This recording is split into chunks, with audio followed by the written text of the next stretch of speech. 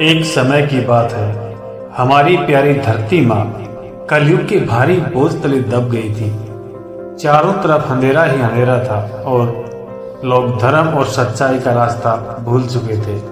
हर जगह लोग लालच और हिंसा का बोलबाला था।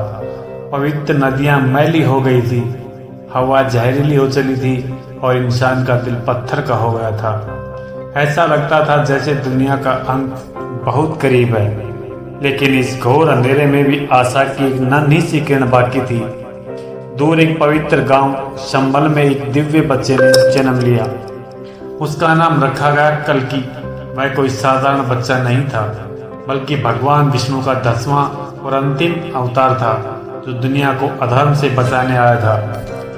कल्कि को भगवान परशुराम ने अपने आश्रम में शरण दी। उन्होंने कल्कि को हर तरह के अस्त्र शस्त्र चलाना सिखाया और वेद पुराणों का गूढ़ ज्ञान दिया। कल्कि ने कड़ा अभ्यास किया और हर कला में निपुण हो गया। जब वह बड़ा हुआ तो उसे उसके महान मिशन के लिए दिव्य उपहार मिले। एक शानदार सफेद घोड़ा मिला जिसका नाम देवदत्त था, जो हवा से भी तेज दौड़ सकता था। फिर उसे भगवान विष्णु का शक्तिशाली सुदर्शन चक्र और अर्जुन का प्रसिद्ध गांडीव धनुष मिला। अब कल्कि पूरी तरह तैयार था। दूसरी तरफ कलयुग का राजा कली बहुत डरा हुआ था। वह एक विशाल और भयानक राक्षस था, जो अधर्म का प्रतीक था।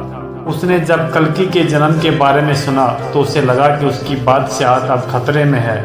उसने कल्कि को खत्म करने के लिए अपने सबसे भयानक राक्षसों को भेजा, लेकिन कल्कि ने अपनी दिव्य शक्तियों से उन सब का आसानी से अंत कर दिया। कली ने हार नहीं मानी। उसने अपनी पूरी राक्षसी सेना इकट्ठी की।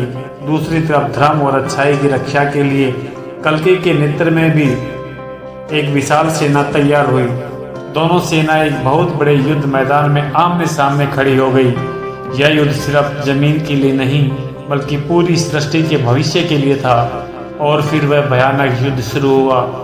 यह एक ऐसा भयंकर युद्ध था जो न कभी देखा गया था, न सुना गया था। दिव्य हथियारों की रोशनी से पूरा आकाश जगमगा उठा।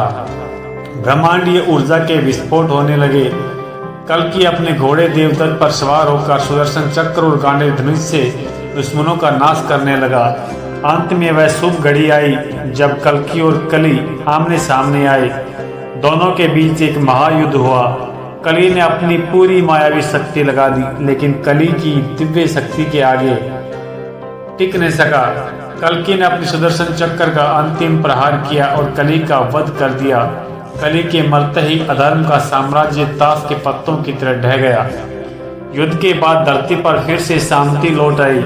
कलयुग का अंधेरा हमेशा के लिए छट गया और एक नए सुनहरे युग की शुरुआत हुई, जिसे हम सतयुग कहते हैं। सतयुग में लोग सच बोलते थे, एक दूसरे से प्यार करते थे और धर्म के रास्ते पर चलते थे। नदियां फिर से साफ हो गई, हवा शुद्ध हो गई और पूरी दुनिया खुशी से भर गई।